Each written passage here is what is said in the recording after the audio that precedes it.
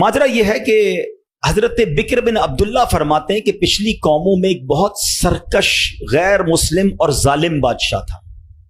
वो अल्लाह पाक की नाफरमानी में हद से बड़ा हुआ था। एक मर्तबा एक जंग में बादशाह को गिरफ्तार कर लिया गया। अब इतना जालिम था कि जिन्होंने गिरफ्तार किया था उन्होंने कहा अब इस जालिम बादशाह को तो तड़पा तड़पा के मारना है।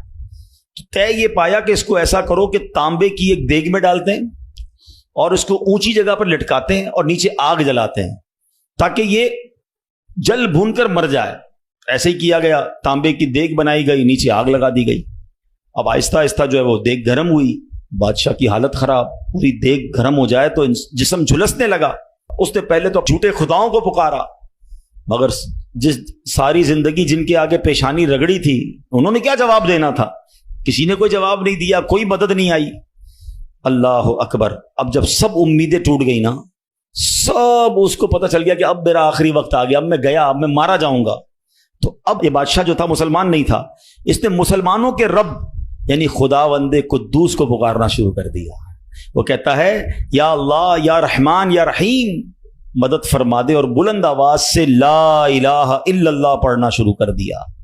अब बादशाह ने इस मुश्किल घड़ी में अल्लाह से तौबा भी की कि अल्लाह मुझे माफ कर दे और बस मुझे बचा ले, अब मैं तेरी इबादत करूंगा, अब तक जो किया मुझे माफ कर दे। बुलंद आवाज से ला इलाहा इल्लल्लाह। उस देग में बैठा हुआ है, नीचे आग लगी हुई है। देखो करीम ने उसकी पुकार कैसे सुनी कि बारिश बरसना शुरू हो गई। जैसे बारिश बरसी तो वो आग बुझ गई, तो वो गर्मी तो ऑलमोस्ट खत्म हो गई। लेकिन फिर इतनी तेज हवा चली कि वो देग रस्सियां तोड़ाकर देग ही उड़ने लगी। अच्छा, वो बादशाह ला इलाहा इल्लल्लाह ला इलाहा इल्लल्लाह की आवाजें बुलंद कर रहा है और देग उड़ रही है। अब देग उड़ते उड़ते उड़ते गैर मुस्लिम कौम का जो कबीला था वहां जाके पहुंच गिर गई। अब जब वहां गई तो लोग हैरान कि ये कैसी देग है जो उड़ते हुए आ रही है, और उसमें एक बंदा बैठा हुआ है, वो ला इलाहा इल्लल्लाह पढ़ रहा है।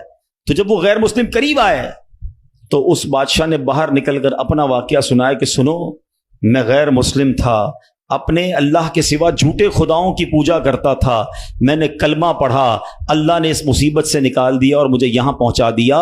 पूरा गांव कलमा पढ़कर मुसलमान हो गया। अल्लाह की जो ना कुदरत के नजारे हैं, अल्लाह ऐसे निकालता है बंदे को कि समझ भी नहीं आती।